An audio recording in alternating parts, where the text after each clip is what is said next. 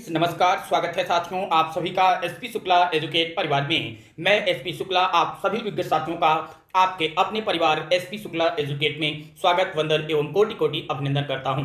आज के हम अपनी इस शॉर्ट वीडियो के अंतर्गत आपसे परिचर्चा करने वाले हैं महाकवि कालिदास के बारे में और उनकी रचनाओं के बारे में, जहां से आपकी परीक्षा में अक्सर एक दो प्रश्न पूछे जाते हैं। कालिदास का जब बात आती है, कालिदास से एक प्रश्न यही पूछ लिया जाता है कि कालिदास से भी पूर्ववर्ती कौन कवि थे, तो या नाटककार कौन थे, तो वहां पर महाकवि भास का नाम आता है। जैसा कि आप अगर इस बात को जानना चाहें कि कालिदास ने ये कहां पर माना है कि उनसे भी पूर्ववर्ती कोई था, तो नाटककार के रूप में उन्होंने मालविकाग्निमित्रम में ये वर्णन किया है कि कालिदास से भी पूर्ववर्ती कवियों में यानी नाटककारों की जब बात आती है तो भास का नाम आता है। भास के बारे में, भास की 13 रचनाओं के बारे में मैंने बहुत डिटेल में आप लोगों से चर्चा पहले ही कर दिया है। अब देखो कैसे कैसे प्रश्न आते हैं कालिदास से। तो पहला प्रश्न तो यही आता है इनके समय को लेकर के कि कालिदास का समय क्या माना जाता है। तो आपको बताना चाहूंगा साथियों, इनका जो समय माना जाता है वह ईसा पूर्व प्रथम शताब्दी मानी जाती है। ईसा पूर्व प्रथम शताब्दी का समय जो है वह कालिदास का समय माना जाता है। और जो सबसे ज्यादा प्रसिद्धि का कारण है, जिसके कारण यहां से प्रश्न आपकी परीक्षाओं में पूछे जाते हैं, अगर वहां पर हम आपसे बातें करें तो इनकी पत्नी का नाम बहुत ही, जैसे जैसे आपने जैसे देखा होगा कि जब हम संस्कृत साहित्य की बात करते हैं, चाहे कालिदास की बात कर लीजिए, हिंदी साहित्य की बात करते हैं, तुलसीदास की बात कर लीजिए, तो तुलसीदास को उनकी पत्नी ने जो है दुत्कारा, तो उनको देखा कितना बड़ा कितना विशाल ग्रंथ उन्होंने लिख दिया। ठीक उसी तरीके से कालिदास की भी पत्नी का भी बहुत बड़ा रोल आता है इनके इतने बड़े कालिदास का महाकवि बन जाने के पीछे। तो देखिए पत्नी का नाम इनके है विद्योत्तमा, पत्नी का नाम विद्योत्तमा था। और इनके ससुर का नाम भी कभी कभार पूछा जाता है। इनके ससुर का नाम शारदानंद, ससुर इनके हैं शारदानंद जी, इनके ससुर हैं। और मित्र की जब बात आती है तो मित्र में इनके लंका के राजा कुमारदास, लंका के राजा कुमारदास इनके मित्र में सूची में आता है। और इनके जन्म स्थान की जब बात आती है, जन्म स्थान, कालिदास का जन्म स्थान जो है वह उज्जैनी में माना जाता है, उज्जैनी में माना जाता है। आश्रयदाता किनके थे? आश्रयदाता की जब बात आती है तो नाम आता है चंद्रगुप्त विक्रमादित्य का, चंद्रगुप्त विक्रमादित्य का नाम आता है। जाति या गोत्र कई मर्तबे आपके पेपर में, जैसे अनिवार्य संस्कृत के अंतर्गत तो इतना डीप में प्रश्न नहीं बनेगा, लेकिन जो संस्कृत विषय के ही विद्यार्थी होते हैं, खासतौर से आपकी टीजीटी, पीजीटी, एलटी ग्रेड या असिस्टेंट प्रोफेसर जैसी परीक्षाओं के लिए, तो वहां पर कई मर्तबे ये प्रश्न पूछा जा चुका है। तो जाति इनकी क्या थी? यह ब्राह्मण जाति में पैदा हुए थे। तो यहां से प्रश्न आपका आता है। उपासक किनके उपासक थे? उपासक की जब बात आती है तो ये शैव थे, इसीलिए शिव के उपासक माने जाते हैं। इनका जो प्रिय छंद है, कई मर्तबे पूछा हुआ प्रश्न, इनका प्रिय छंद कौन सा है? तो उपजाति या अनुष्टुप छंद, उपजाति या अनुष्टुप छंद इनका प्रिय छंद जब पूछा जाए तब बताएंगे आप। और प्रिय अलंकार की बात करेगा, प्रिय अलंकार, अभी एक बात मैं लिखने वाला हूं, उपमा कालिदास से भारवे अर्थ गौरवम दंडिना पद लालित्यम माघे संति त्रयोगुणा। आपने बात पढ़ा होगा, कई मर्तबे पढ़ा होगा कि कालिदास की जो तुलना की जाती है वह उपमा के लिए की जाती है। तो इनका प्रिय अलंकार अगर आपसे पूछा जाए कि प्रिय अलंकार कौन सा है, तो इनका प्रिय अलंकार उपमा ही इनका प्रिय अलंकार है। और कालिदास का प्रिय रस पूछा जाता है, प्रिय रस कौन सा है? तो प्रिय रस में श्रृंगार रस का नाम आता है। अभी हम इस पर डिटेल चर्चा करने वाले हैं। और लास्ट में आपसे पूछा जाएगा साथियों, आज के सेशन में हम 5 प्रश्न रखे हुए हैं, 5 प्रश्नों का जवाब आपको देना होगा कमेंट के माध्यम से। तो प्रिय रस इनका क्या है? श्रृंगार रस प्रिय रस है। और इनकी आपसे कई मर्तबे ये भी पूछा जाता है कि इनका, जैसे आप रीति लिखते हैं ना, रीति एवं गुण, तो इनकी रीति एवं गुण की बात जब करता है, रीति एवं गुण की जब बात की जाएगी तो रीति के अंतर्गत वैदर्भी रीति आती है, वैदर्भी रीति के कवि कहलाते हैं। और इनकी जो गुण की बात आती है तो इन्होंने प्रसाद गुण का विवेचन इनकी रचनाओं में मिलता है ज्यादातर। कौन सा गुण? प्रसाद गुण। तो ये सीधे तौर से जो प्रश्न आपके एग्जामिनेशंस में पूछ लिए जाते हैं वहां से हैं। बाकी इनको उपाधियां किस चीज की दी गई थी, तो आप बगल में यही लिख लीजिए, उपाधियां की अगर बात करेंगे तो इनकी उपाधियां हैं दीपशिखा, बहुत सारी उपाधियां इनको दी गई हैं। जैसे आप देखेंगे दीपशिखा हो गया, एक उपाधि की दीपशिखा हो गई। और इनको दीपशिखा के अलावा देखिए किन किन नामों से जाना गया। दीपशिखा कालिदास, वैसे पूरा लिख लीजिए। इनको रघुकार भी कहा गया, रघुकार कहा गया। इनको जो है इनकी उपाधि के रूप में इन्हें कविकुल गुरु भी कहा जाता है, कविकुल गुरु भी कहा जाता है। और गुरु पूर्णिमा भी अभी देखिए पिछले ही दिन था गुरु पूर्णिमा, तो आप सभी को गुरु पूर्णिमा की बहुत सारी शुभकामनाएं। तो दीपशिखा, रघुकार, कवि कुल गुरु, और इनकी उपाधियों में ही नाम आता है, आप जैसे लिख लीजिए, यहाँ थोड़ा मैं ऊपर लिख देता हूँ, कविता, कविता कामिनी, कविता कामिनी विलास, कविता कामिनी विलास, इनका एक उपाधि ये भी है, कविता कामिनी विलास। और क्योंकि उपमा की बात तो आपने लिखा ही पढ़ा ही, इसीलिए उपमा का सम्राट भी कहा जाता है। तो आपसे प्रश्न पूछा जा सकता है उपमा का सम्राट किसे कहा जाता है, तो आप बात करेंगे, बताएंगे कालिदास को उपमा सम्राट भी कहा जाता है। तो आशा करता हूं कि साथियों आपको बहुत बारीकी से एक एक पॉइंट क्लियर हो गए होंगे। यहीं से सीधे आपके पेपर में, परीक्षा में प्रश्न देखने को मिल सकते हैं। आइए अब बात कर लेते हैं हम कालिदास की रचनाओं पर। एक प्रश्न सीधे तौर से आपका यही पूछा जाता है कि कालिदास की कौन कौन सी रचनाएं हैं, या रचनाओं का कालक्रम क्या है, या रचनाओं में कौन सी रचना महाकाव्य है, कौन सा खंड काव्य है और कौन सा नाटक है। यहां से भी क्वेश्चन आपसे पूछा जाता है। अच्छा देखिए, कालक्रम की दृष्टि से कालिदास की रचनाओं की जब बात करते हैं तो इनकी 7 रचनाओं का उल्लेख मुख्य रूप से, जैसे आपसे प्रश्न परीक्षा में पूछ लिया जाए कि कालिदास की कुल कितनी रचनाएं हैं, तो आप 7 ही बताते हैं, बल्कि इनके 7 के अलावा भी इनकी कुछ अन्य कृतियां भी हैं, जैसे काली स्तोत्र, गंगा अष्टक, ज्योतिविदाभरण, राक्षस काव्य, श्रुतबोध, यानी कुछ अलग भी हैं। लेकिन जो प्रश्न आपके पेपर में पूछा जाएगा तो वहां आप 7 ही बताते हैं, भी हम उन पर भी चर्चा कर देते हैं। तो देखो, इनके 7 रचनाओं की बात करते हैं, यानी कालक्रम कहने का मतलब एक सीरियल वाइज। तो इनकी पहली रचना कौन सी हो जाएगी, ऋतु संहारम यानी ऋतु संहार, दूसरी रचना कुमार संभवम यानी कुमार संभवम, तीसरी रचना मालविकाग्निमित्रम, चौथी रचना हो गई विक्रमोर्वशीयम, पांचवी हो गई मेघदूतम, और छठवीं हो गई रघुवंशम, और सातवीं हो गई अभिज्ञान शाकुंतलम। एक एक पर थोड़ी थोड़ी चर्चा करते हैं, बाकी अभी हम डिटेल में इस पर सभी रचनाओं पर डिटेल चर्चा करने वाले हैं आपसे, लेकिन फिर भी थोड़ी सी चर्चा हम आप यहां पर करेंगे, जैसे कि आप चीजों को जान सकें। ऋतु संहारम की जब बात की जाती है साथियों, तो ऋतु संहारम के बारे में कहा जाता है कि कालिदास की यह प्रथम काव्य कृति है।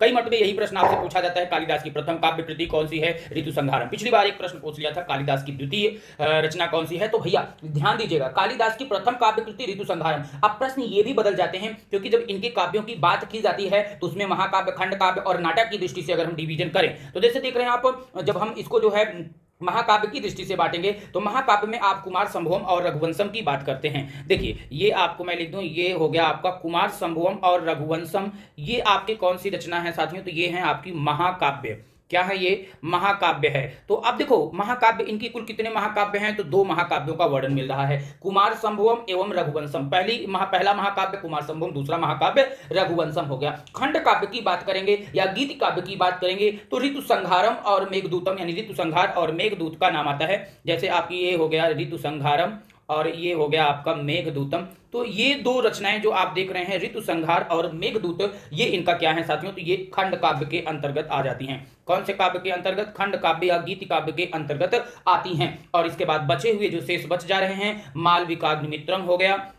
ये है एक मालविकाग्निमित्रम हो गया, और इसके बाद आप देख रहे हो विक्रमोर्वशीयम हो गया, और अंतिम में आप देख रहे हो अभिज्ञान शाकुंतलम हो गया। तो ये 3 रचनाएं जो आप देख रहे हैं, ये तीनों क्या हैं, इनके नाटक हैं। क्या हैं, इनके नाटक हैं। तो देखो, एक चीज पहले बहुत बारीकी से क्लियर कर लेना साथियों, आपके परीक्षा में यहां से कई मर्तबे प्रश्न पूछे गए हैं, इसलिए मैं इस बात पर फोकस कर रहा हूं कि आप इस बात को ध्यान दीजिएगा। देखिए, खंड काव्य कितने हैं, 2 खंड काव्य, महाकाव्य कितने हैं, 2 महाकाव्य, नाटक कितने हैं, 3 नाटक हैं। अच्छा, टोटल रचनाओं की जब आपसे प्रश्न पूछा जाएगा मूल रूप से, तो आप कितना बताओगे, 7 बताओगे। अच्छा, एक चीज और सीखो यहां से आप लोग, भैया लोग देखो, एक तो आप ये देख रहे हो ऋतु संहारम और मेघदूतम, ये आप कह रहे हैं कि 2 क्या हैं, खंड काव्य हैं, 2 खंड काव्य हैं। कौन कौन से, ऋतु संहारम और मेघदूतम। अभी हम इन पर चर्चा डिटेल में करने वाले हैं। और इसके बाद आप देख रहे हैं कि कुमार संभवम और उसके बाद रघुवंशम, ये इनके 2 क्या हैं, महाकाव्य हैं। अब एक चीज ध्यान देना, जैसे आपकी परीक्षा में प्रश्न पूछा जाए कि, अब यही पॉइंट ध्यान दीजिएगा,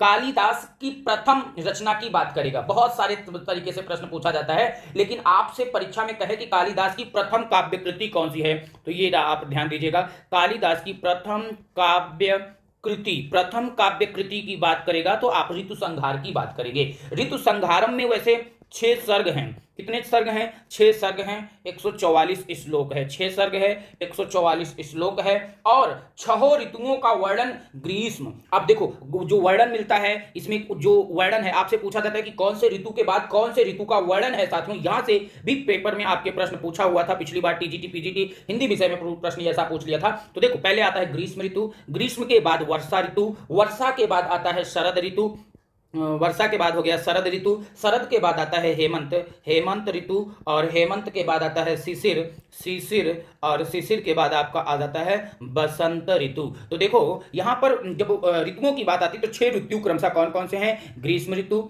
वर्षा ऋतु, शरद ऋतु, हेमंत ऋतु, शिशिर ऋतु, और उसके बाद आता है आपका बसंत ऋतु। तो 6 ऋतुओं का वर्णन होता है। जो सबसे बड़ा प्रश्न निकल के आता है, संस्कृत साहित्य चाहे जितने संस्कृत साहित्य पढ़ोगे, केवल यही एक ग्रंथ ऐसा है जिसमें 6 ऋतुओं का पूरे विवरण के साथ वर्णन मिलता है। यानी ये जो 6 ऋतुएं हैं, इनका पूरे विवरण के साथ अगर किसी कृति में वर्णन मिलता है संस्कृत साहित्य के अंतर्गत, वह ऋतु संहार में ही मिलता है, जो कि आप देख रहे हैं यह कालिदास की प्रथम काव्य कृति है। अब देखिए इसमें कहा जाता है कि किसका वर्णन मिलता है साथियों, तो कवि की प्रथम काव्य कृति होने पर भी ऋतु संहार में कुछ मनोरम पद, रमणीय कल्पनाएं और सुंदर पद सैया भी देखने को मिलता है। अच्छा, एक प्रश्न ये हो गया। दूसरा प्रश्न आप देखिए साथियों, कैसा प्रश्न आपके परीक्षा में पूछा जा सकता है।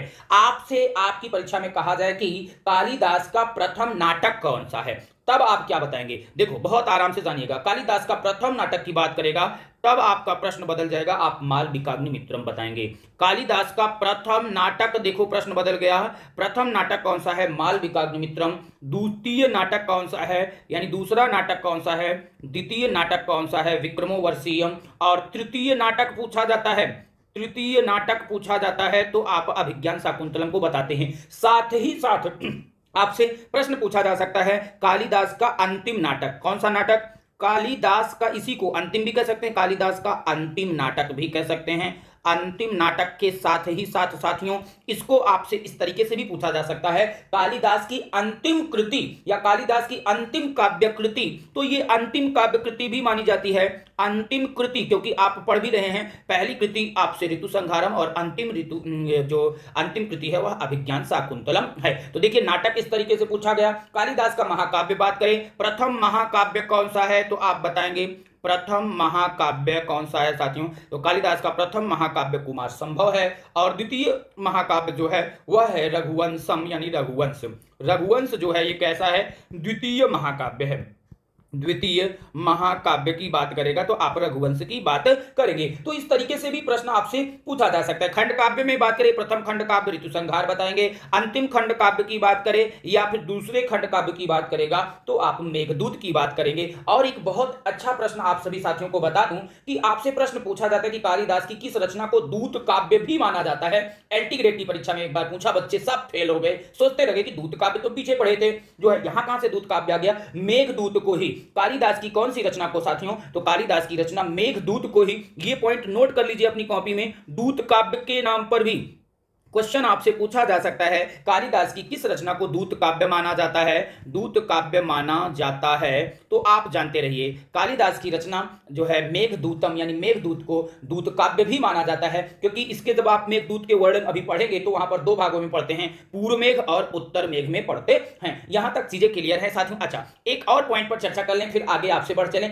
कालिदास से एक प्रश्न यह भी पूछा जाता है कि कौन सी रचनाएं इनकी लघुत्रयी के अंतर्गत आती हैं। बृहत्त्रयी मैंने पढ़ाया है, लघुत्रयी की बात करता है तो कालिदास की 3 रचनाओं को, जिन 3 रचनाओं को लघुत्रयी के अंतर्गत रखा जाता है, उसमें एक रचना आपकी आती है कुमार संभवम, एक रचना आती है रघुवंशम और एक रचना आती है आपकी मेघदूतम। मेघदूतम यानी 3 रचनाएं कालिदास की, जो कि आपसे प्रश्न पूछा जाता है कि कालिदास की कौन सी रचनाएं, उनकी कौन सी रचनाएं जो है लघुत्रयी के अंतर्गत आती हैं, तो आप बताओगे कुमार संभवम, रघुवंशम और मेघदूतम। ये 3 रचनाएं क्या होती हैं साथियों? इनकी जो है लघुत्रयी के अंतर्गत आती हैं। मैंने बहुत बारीकी से अपने क्लासेस के दौरान इन चीजों पर चर्चा किया हुआ है, फिर भी आप लोगों से चर्चा करते रहे हैं। ये जो कुमार संभवम है साथियों, कुमार संभवम में 17 सर्ग हैं। कितने सर्ग हैं ये भी याद करने का एक अच्छा तरीका होता है। कुमार संभवम में 17 सर्ग हैं। मेघदूतम की जब बात करते हैं तो मेघदूतम में 6 सर्ग हैं। और उसके बाद देखिए, नहीं, मेघदूतम की बात करते हैं तो मेघदूतम, क्योंकि पूर्व मेघ और उत्तर मेघ 2 वर्णों में वर्णित मिलता है ना। मेघदूत जो था, इसकी कथा जो है आप जब पढ़ते हैं तो पूर्व मेघ तथा उत्तर मेघ 2 भागों में मिलता है। 121 श्लोक है, इसका उपजीव्य ग्रंथ वाल्मीकि का रामायण है। मेघदूत में अलकापुरी निवासी यक्ष अपनी वियुक्ता पत्नी यक्षिणी के बारे में जो है लिखता है ना, तो ये है, क्योंकि ये आपका गीत काव्य के अंतर्गत आ जाता है। हाँ, रघुवंशम में कितने सर्ग हैं, तो रघुवंशम में 19 सर्ग हैं। क्लियर है साथियों। तो कालिदास की लघुत्रयी के अंतर्गत तीन रचनाएं कौन कौन सी को आती हैं? कुमार संभवम, मेघदूतम और रघुवंशम। इसको याद करने का एक दो तरीका यह भी है, कर में याद कर लो, कर में आप ऐसे याद कर सकते हो, कर में से याद कर सकते हो, का से कुमार संभवम, रा से रघुवंशम, में से मेघदूतम। ठीक है, या फिर इसको आप पलट के याद कर लो, रकम जैसे हमारे भैया पांड्या जी कहते हैं रकम, रा से आप कह दोगे जो है रघुवंशम, का से कह दोगे कुमार संभवम और माँ से कह दोगे मेघदूतम। तो इस तरीके से भी याद कर सकते हो। आशा करता हूं कि बहुत अच्छे से क्लियर हो गई होंगी, हर एक बातें क्लियर अच्छे से हो गई होंगी। आइए बात कर लेते हैं अब इनके नाटक के बारे में। अब एक एक पर थोड़ी थोड़ी चर्चा करते हैं सुपरफास्ट तरीके से। नाटक की अगर बात करते हैं तो सबसे पहला नाटक आपको दिख रहा है मालविकाग्निमित्रम। इस नाटक के 5 अंकों में, यानी इस नाटक में मालविकाग्निमित्रम में कितने अंक हैं साथियों? यानी मालविकाग्नि में 5 अंक हैं। 5 अंकों में मालविका एवं अग्निमित्र के प्रणय विवाह का वर्णन 96 श्लोकों में हुआ है। यानी कालिदास के पहले नाटक मालविकाग्निमित्रम में कितने श्लोक हैं? 96 श्लोक हैं। यह कालिदास का प्रथम नाटक है, मैंने बता ही दिया। विक्रमोर्वशीयम की बात करें तो यह 5 अंकों का त्रोटक नाटक, यानी इसमें भी 5 ही अंक हैं। यह त्रोटक नाटक है जिसमें अप्सरा, उर्वशी और पुरुरवा के प्रणय विवाह का वर्णन 65 श्लोकों में किया गया है। पुरुरुआ का अर्थ पूछा गया एक बार। पुरुरुआ का अर्थ मेघ और उर्वशी का अर्थ विद्युत होता है। यह कालिदास का दूसरा नाटक है।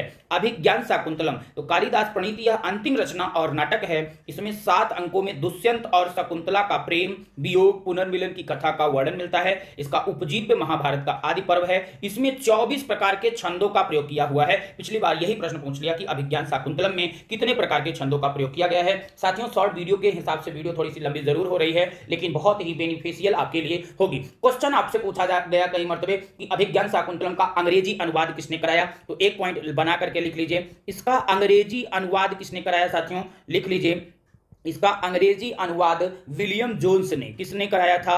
विलियम जोन्स ने इसका अंग्रेजी में अनुवाद कराया था। तो यहां से भी प्रश्न आपकी परीक्षाओं में देखने को मिल सकते हैं। तो हमने बात किया नाटक में 3 नाटक, मालविकाग्निमित्रम, विक्रमोर्वशीयम, अभिज्ञान शाकुंतलम। आइए नाटक के साथ ही साथ इनके अभिज्ञान शाकुंतलम में जैसे आप अंक की बात करते हो, उत्तर रामचरितम में 7 अंक हैं, सातों से आपसे पूछा जाता है कौन से अंक का क्या जो है प्रश्न बन जाता है। उसी तरीके से यहां पर भी प्रश्न बनता है तो आपको कंफ्यूज कर देता है। तो अभिज्ञान शाकुंतलम के अंकों की बात कर लेते हैं। देखिए, अभिज्ञान शाकुंतलम की बात मैंने किया कि यह कालिदास का अंतिम रचना है, 7 अंक हैं और यह कालिदास का सबसे सर्वश्रेष्ठ नाटक है।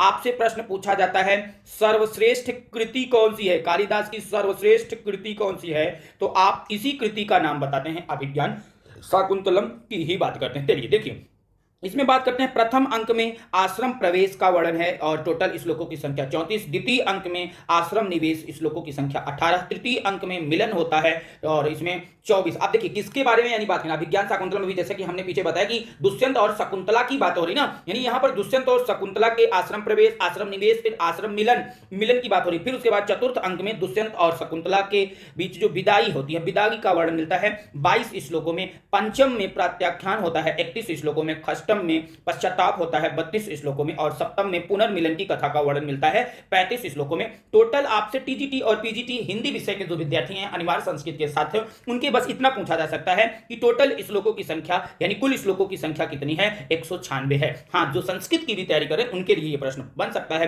कि पहले अंक में किसका वर्णन, तृतीय में किसका वर्णन, तो इस तरीके से भी क्वेश्चन आपसे पूछा जा सकता है। अब इनकी कुछ पंक्तियों पर भी चर्चा कर लेते हैं। एक प्रश्न आपका सूक्तियों से भी पूछा जाता है। देखिए, पहली सूक्ति आपको दिख रहा है, ना तादृशा आकृत विशेषा गुण विरोधिनो भवंती। यह कथन किसका है? प्रियंवदा का है। प्रियंवदा का उस प्रकार की सुंदर आकृतियां गुणों से रहित नहीं होती। फिर लिख रहे हैं, गुणवते कन्यका प्रतिपादनीयतेयम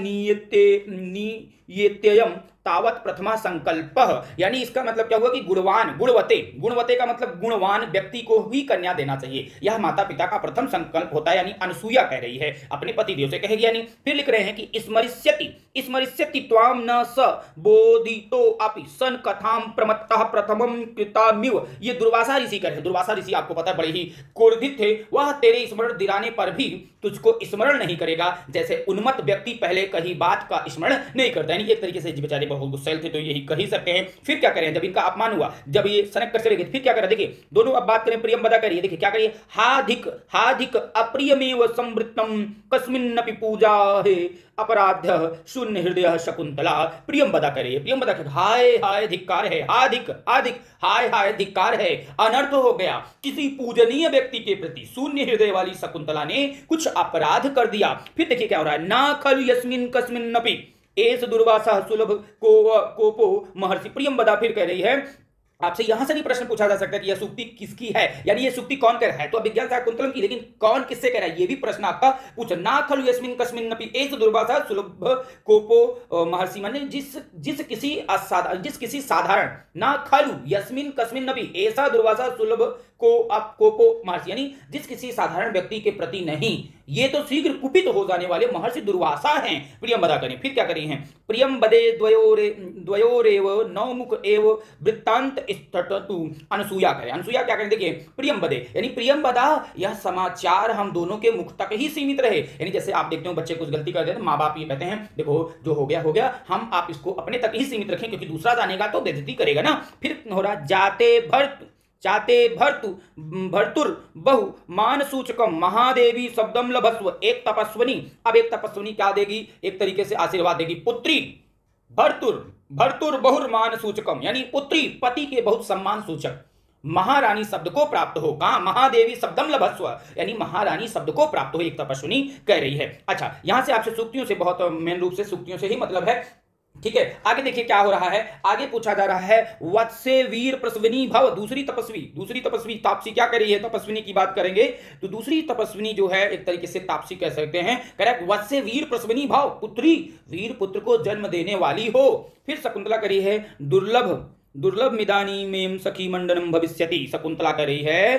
कि अब मेरे लिए सखियों के द्वारा अलंकृत होना दुर्लभ हो जाएगा। कंड ऋषि कह रहे कि अस्यामहं त्वयि संप्रति बीत चिंता, अब मैं इस वन्य ज्योत्सना और तुम्हारे विषय में निश्चिंत हो गया।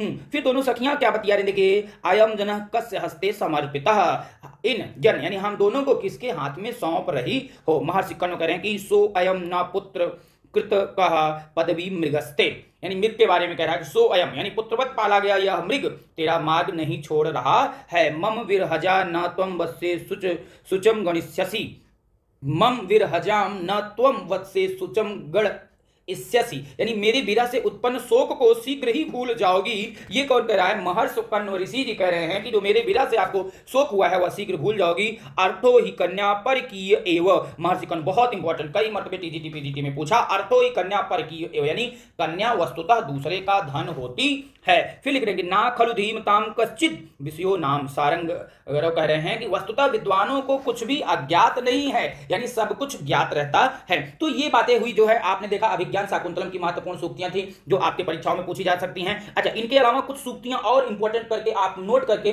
लिख लीजिए, आपके पेपर में आपकी परीक्षा में पूछा जाता है। जैसे लिख लीजिए ना धर्म वृद्धेषु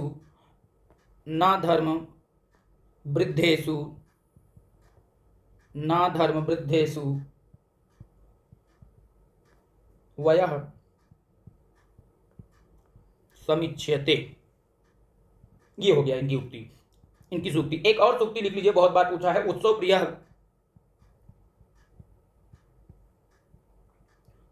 प्रिय खलु मनुष्या,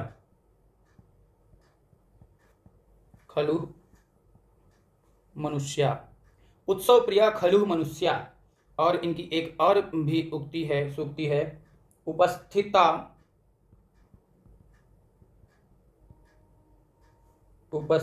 शोणित पारणा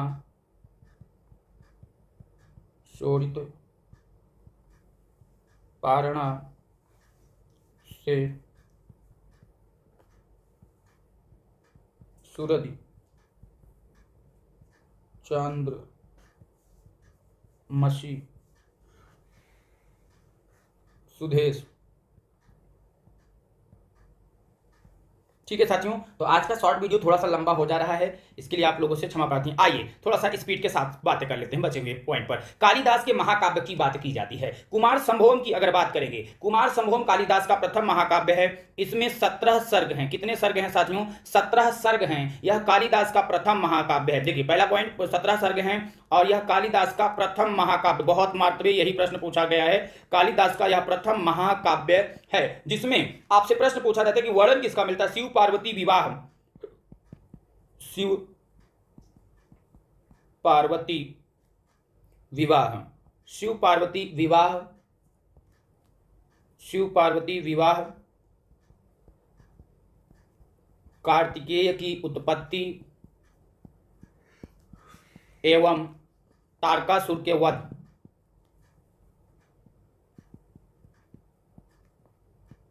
तारकासुर के वध की कथा वर्णित मिलती है। तो यह है कुमार संभवम। रघुवंशम की अगर बात करेंगे साथियों, कालिदास के महाकाव्य रघुवंशम की बात करें तो रघुवंशम यह कालिदास का दूसरा महाकाव्य है जिसमें सर्ग पूछा जाता है। कितने सर्ग हैं? 19 सर्ग हैं।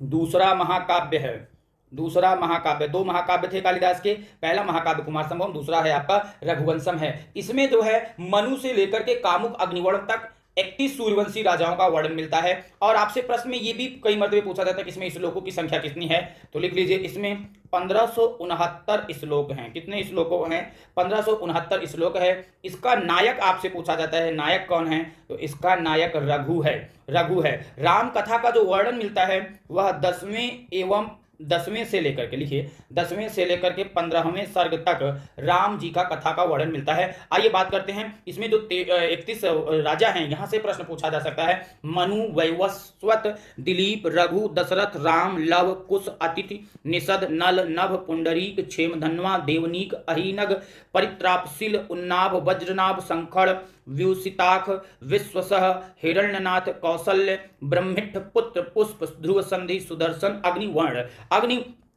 आप पहला प्रश्न यही पूछते हैं कि इसमें किसका किसका वर्णन मिलता है। यहां से आपसे कई बार ये प्रश्न पूछा जा चुका है साथियों कि रघुवंशम जब महाकाव्य की बात की जाती है तो इसमें टोटल कितने राजाओं की बात की जाती है? तो 31 राजाओं की बात की जाती है। 31 राजाओं के जीवन का वर्णन मिलता है साथियों। और कहां से कहां तक इसके अलावा, जैसे कि आप देख रहे हैं, इनके अलावा इंदुमती, सीता, कुदुमवती, बहुत सारी रानियों का भी वर्णन इसी के अंतर्गत आप देखने को मिलता है। तो आपसे पूछेगा रघुवंशम एक जो कि चरित्र महाकाव्य है, 19 सर्गों में विभक्त है। मनु से लेकर के सूर्यवंशी, दिलीप, रघु, अज, दशरथ, राम आदि सहित कुल 31 राजाओं का वर्णन मिलता है। क्लियर है साथियों? तो आइए रघुवंशम हो गया। रघुवंशम के बाद अब हम इनके जो है बात कर लेते हैं गीति काव्य पर। गीति काव्य के अंतर्गत आता है ऋतु संहार। ऋतु संहार की अगर बात करें तो अभी पीछे मैंने बता ही दिया था 6 सर्ग हैं। ऋतु संहार में 6 सर्ग हैं और श्लोकों की संख्या में लेकर के विद्वानों में बड़ा मतभेद है। अब आप बच्चे कैसे जानेंगे कि कितना श्लोक है? देखिए श्लोकों की जब बात आती है तो 144 श्लोकों का भी वर्णन मिलता है। कुछ विद्वानों ने इनके श्लोकों की संख्या 197 मानी है। तो 144 और 197 दोनों तरीके से प्रश्न देखने को मिल सकते हैं। और इसमें 6 सर्ग हैं, 6 ऋतुओं का वर्णन मिलता है। मैंने पीछे ही अभी इसके बारे में तो बता ही दिया था, इसके बारे में बहुत कुछ बचता नहीं है, आपको पीछे ही बता दिया था। और इसमें जो शैली है वह कौन सी शैली है? गीति शैली है। ऋतु संहारम के बाद बात कर लेते हैं मेघदूतम पर। मेघदूत की अगर बात करते हैं तो ये मेघदूत की कथा पूर्व मेघ और उत्तर मेघ 2 भागों में बटा है। अभी पीछे ही पढ़ा आपने, इसको भी मैंने बता दिया था, पूर्व मेघ एवं उत्तर मेघ, पूर्व मेघ एवं उत्तर मेघ में यानी 2 भागों में वर्णित है। इसमें टोटल श्लोकों की संख्या 121 श्लोक हैं। इसका उपजीव्य पूछा जाता है। उपजीव्य की बात जब आती है तो वहां पर वाल्मीकि रामायण की बात आती है। वाल्मीकि रामायण की बात आ जाती है। उपजीव्य के अंतर्गत वाल्मीकि रामायण की चर्चा होती है साथियों। और यहाँ पर प्रश्न पूछा जाता है कि किसका वर्णन मिलता है, तो इसमें मेघदूत में अलकापुरी निवासी यक्ष अपनी वियुक्ता पत्नी यक्षिणी को रामगिरी पर्वत के आश्रम से मेघो, वाल्मीकि रामायण का वर्णन मिलता है। मेघदूत में अलकापुरी निवासी यक्ष अपनी वियुक्ता पत्नी यक्षिणी को रामगिरी पर्वत के आश्रम से मेघों द्वारा संदेश भेजने का वर्णन मिलता है। यानी इसमें यक्ष और यक्षिणी को एक तरीके से पढ़ सकते हो कि यक्ष एवं यक्षिणी की बात की जाएगी। यानी यक्ष एवं यक्षिणी का जो भी संबंध है, प्रेम संबंध है, वियुक्ता होने मतलब बिछुड़ जाने के बाद जो है उसका जो वर्णन है वह कौन से पर्वत की बात की जाती है, यह भी पूछा जा सकता है। कौन से पर्वत का उल्लेख मिलता है? तो रामगिरी पर्वत का उल्लेख मिलता है। और यहीं पर ये बातें आती है कि इनका सबसे प्रिय छंद जो है वह मंदाक्रांता का प्रयोग भी इसी में किया गया है। मंदक्रांता का प्रयोग इसी में किया गया है। तो ये हमने मेघदूत के बारे में चर्चा कर लिया। तो आशा करता हूं कि साथियों आप सभी को बहुत अच्छे से चीजें क्लियर हो गई होंगी। आइए कुछ महत्वपूर्ण बिंदुओं पर बहुत सरसरी निगाह से ध्यान से चर्चा करते हुए चलते हैं। प्रिय छंद उपजाति या अनुष्टुप है। प्रिय अलंकार उपमा। कालिदास का प्रिय रस श्रृंगार रस। पत्नी विद्योत्मा। कालिदास वैदर्भी रीति के सर्वश्रेष्ठ कवि हैं। कालिदास अपनी उपमाओं के लिए प्रसिद्ध हैं। उपमा कालिदासस्य, आपने पढ़ा होगा, उपमा कालिदासस्य भारवे अर्थ गौरवम दंडिना पदलालित्यम माघे संति प्रयोग। इसका मतलब ये हुआ कि कालिदास उपमा के लिए, भारवी अर्थ गौरव के लिए, दंडी पद लालित्य के लिए तथा माघ, इन तीनों यानी उपमा अर्थ गौरव पद लालित्य गुणों के लिए प्रसिद्ध हैं। कालिदास शैव थे। श्रुति बोध नामक छंद शास्त्री ग्रंथ कालिदास प्रणीत माना जाता है। कालिदास को दीप शिखा की उपाधि, बहुत सारी उपाधियां दी गई थी। हमने अभी आपसे शुरुआत में ही इनकी उपाधियों की चर्चा किया कि किस तरीके से प्रश्न पूछा जा सकता है। तो इनके बारे में आपने पढ़ा कि इनकी जो उपाधियां आती हैं, उपाधियों में दीप शिखा कालिदास, रघुकार, कविकुल गुरु, कविता कामिनी विलास, उपमा सम्राट आदि से जो है किया गया है। फिर आइए, ज्योति विदारण्य के अनुसार ये विक्रमादित्य के 9 रत्नों में से एक थे। यानी विक्रमादित्य के जो आपसे प्रश्न पूछा जाता है कि ये कहाँ थे, तो विक्रमादित्य की सभा में 9 रत्न थे, जिसमें से एक कालिदास की चर्चा पर चर्चा होती है। उसमें लिखा कि धनवंतरी, छपड़, कामर सिंह, शंकु, बेताल, भट्ट, घटकर पर कालिदासा। यदि यहां पर देख रहे हैं आप, कालिदास का नाम आ गया। ख्यातो वाराह मिहिरो निपते सभायाम रत्नानि वै वर रुचि विक्रमस्यम, यानी वहां पर आता है। एक किंवदंती के अनुसार अगर बात करें तो धारा के राजा, भोज के प्रधान कवि कालिदास माने जाते हैं। और एक किंवदंती इनके बारे में यह भी प्रसिद्ध है कि कालिदास का अंतिम समय लंका के महाराजा कुमारदास के यहाँ बीता। वहां धन के लोभ में एक वेश्या ने उनकी हत्या कर दी थी। किसके बेस में? धन। अब लोगों का वर्णन तो यही मिलता है कि धन के लोभ में जो है इनकी हत्या कर दी गई थी। अलग अलग लोगों ने अलग अलग बातें लिखी है इस पर भी। कालिदास ने वेद, दर्शन, उपनिषद, रामायण, महाभारत, गीता, पुराण, आयुर्वेद, धनुर्वेद, संगीत शास्त्र, ज्योतिष, व्याकरण, छंद शास्त्र, काव्य शास्त्र आज का गंभीर अध्ययन, यानी इतने विद्वान होने के बाद भी ये स्थिति बनी। बाद में राजकवियों को कालिदास कहने की परंपरा चल पड़ी और वही आगे आप देखते चले गए। ठीक है ना। तो देखिए, अभिज्ञान के विषय में यानी अभिज्ञान शाकुंतलम के विषय में विद्वानों ने क्या उक्ति है, यहां से भी प्रश्न पूछा जाता है। उपमा कालिदास से, ये बात किसने कही? उद्भट ने। पुरा कवि नाम गणना प्रसंगे, पुरा कवि नाम गणना प्रसंगे कनिष्ठिकाधिष्ठित कालिदास अद्यापि ततुल्य कवेर भावा दनामिका सार्थवती बभुव। यहां से कई मर्तबे आपसे प्रश्न यही पूछा गया है। यानी आप बचपन के दिनों में पढ़ा करते थे, पुरा कवि नाम गणना प्रसंगे, यानी जब कवियों की गणना की बात की जाती है, पुरा कवि नाम गणना प्रसंगे कनिष्ठिकाधिष्ठित कालिदास अद्यापि ततुल्य कवेर भावा। कवेर भावा का मतलब आज भी उनके समान कवि ना मिलने के कारण दनामिका सार्थवती बहु, यानी जो अनामिका यानी बिना नाम की अंगुली की बात आती है। ये बात किसने कही? ये जो है किसने टिप्पणी की है? तो मल्लिनाथ ने किया है। यहां से भी प्रश्न आपका पूछा जाता है साथियों कि आप जब अभी इनकी एक रचना पर बात करेंगे, महाकवि कालिदास की कुमार संभवम की बात करते हैं, तो कुमार संभवम का प्रमुख जो है आपसे रस पूछा जाता है, श्रृंगार रस है, किंतु प्रारंभिक 8 सर्ग ही कालिदास का है। बाकी के जो है 8 के बाद जब बात करते हैं कुमार संभवम में जो आप 17 सर्ग की बात करते हैं, अभी मैं इस पर चर्चा कर दूं, याद नोट कर लीजिए चाहे तो। इनकी जो रचना कुमार संभवम है, कुमार संभवम में आपने पढ़ा कि टोटल कितने सर्ग हैं, तो आपने पढ़ा कि कुमार संभवम में 17 सर्ग हैं। लेकिन ध्यान दीजिएगा, प्रारंभिक 8 सर्ग ही इनके हैं, शेष जो है सर्ग ही कवि की जा रहा है, बाकी सब जो है दूसरे की है। तो 8 ही का रचना इन्होंने किया है। बस यह भी प्रश्न आपसे पूछा जा सकता है कि कुमार संभवम में खुद की इनकी कुल कितने सर्ग की रचना की थी, तो केवल और केवल 8 सर्ग इनके हैं, बाकी 9 इनके नहीं माने जाते हैं। अच्छा, ये चीजें क्लियर हो गई। आप देखो इनके बारे में और दूसरों ने क्या, विद्वानों में क्या मतभेद रहा। प्रोफेसर लेसन लिखते हैं कि कालिदास में be considered as the brightest star in the ferment of Indian artificial poetry, यानी जो आर्टिफिशियल पोएट्री है उसके बारे में लिखा कि कालिदास के बारे में ये बहुत बड़ी बात लिखते हैं। इंग्लिश है, पुष्पेषु चंपा, नगरीषु कांची, नदीषु गंगा, निवरेषु रामः, नारीषु रंभा, पुरुषेषु विष्णु, काव्येषु माघः, कविकुल कालिदासा। घट खरपर जो है लिख रहे हैं, यानी पुष्पों में जैसे चंपा की बात की जाती है। पुष्पेषु चंपा, नगरीषु कांची, नगर में कांची, नदीषु गंगा, नदी में गंगा, निवरेषु रामा, नारीषु रंभा, पुरुषेषु विष्णु, काव्येषु माघः, कवि कालिदासा, यानी घट खरपर की ये जो है टिप्पणी है इनके बारे में। जैसे कि पूछा जाए तो आप जानते रहिए। बाकी इनके बारे में लिखा जाए कि जो महत्वपूर्ण इनके बारे में जो बातें कही गई उसी में एक आता है, काव्येषु नाटकम रम्यम तत्र रम्या शकुंतला तत्राप चतुर्थो अंक तत्र श्लोक चतुष्टय। यानी इनकी अगर उक्तियों की बात की जाती है, सूक्तियों की बात की जाती है, तो वहां पर चीजें आ जाती हैं। अब देखो बाणभट्ट ने क्या लिखा। कालिदास संस्कृत गीत काव्य परंपरा के प्रथम कवि हैं। गीत काव्य के लिए बाणभट्ट ने लिखा, निर्तासु नवाकस्य कालिदासस्य सूक्तिषु प्रीति मधुर सांद्रासु मंजरी शिव जायते। बाणभट्ट ने हर्षचरित में इस बात का वर्णन किया है। निर्तासु नवाकस्य कालिदासस्य सूक्तिषु प्रीतिर मधुर सांद्रासु मंजरी शिव जायते।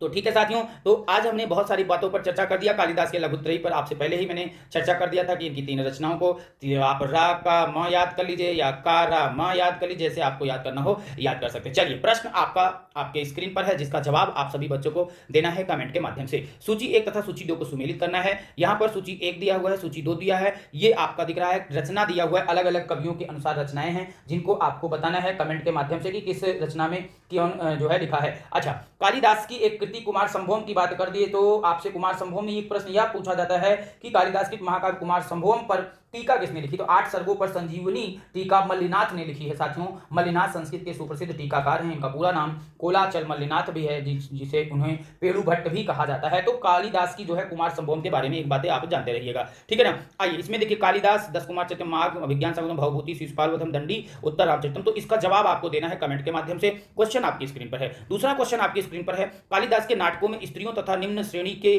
पात्र किस भाषा में बोला करते थे? मैंने थोड़ा सा इस पर शुरुआत में चर्चा नहीं किया, अब आपको इस पर खुद ही बताना है, क्योंकि शुरू में मैंने चर्चा नहीं किया। अगर अब मैं चर्चा करूंगा तो उत्तर आप खुद ही बता देंगे। मैंने वैसे अपने वीडियो के अंतर्गत पढ़ाते समय अपने बैच में मैंने बहुत डिटेल में इस पर चर्चा किया हुआ है, तो आपको कमेंट के माध्यम से बताना है। ये है आपका अर्थों कन्या पर कि वो किसने कहा, यानी आप यहाँ पर तो बात ही कर रहे हैं विज्ञान शकुंतलम, लेकिन किसने कहा है ये बात है? दुष्यंत ने, गौतमी ने, सारंग राव ने या कंडव ऋषि ने? ये आपको बताना है। और चौथा प्रश्न है, दुष्यंत और शकुंतला का विवाह था, कैसा विवाह माना जाता है? या विवाह गांधर्व विवाह, प्रजापति विवाह, ब्रह्म विवाह या दैव विवाह? इसको भी आप कमेंट के माध्यम से बताइएगा।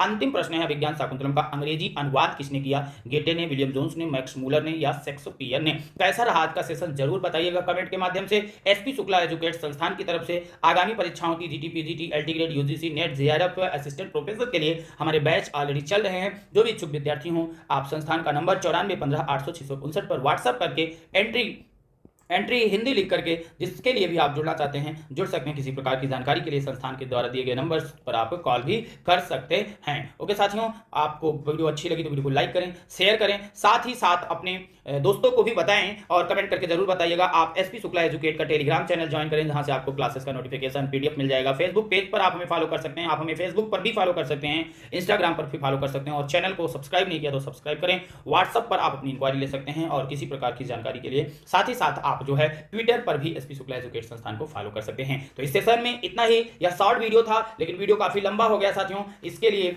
आप प्रतिक्रिया जरूर करिएगा। आज का वीडियो थोड़ा लंबा हो गया, इसके लिए मैं आप लोगों से माफी चाहता हूं, क्योंकि एक बड़ा टॉपिक था और हमारी कई सारी ऐसी छात्राओं का कहना था कि सर इसको पढ़ा दीजिए। कई बच्चों ने कमेंट किया था। आप क्या चाहते हैं, किस पर आप वीडियो चाहते हैं, आप अपना कमेंट कर सकते हैं, जिस भी पार्ट का आप शॉर्ट वीडियो चाहते हैं।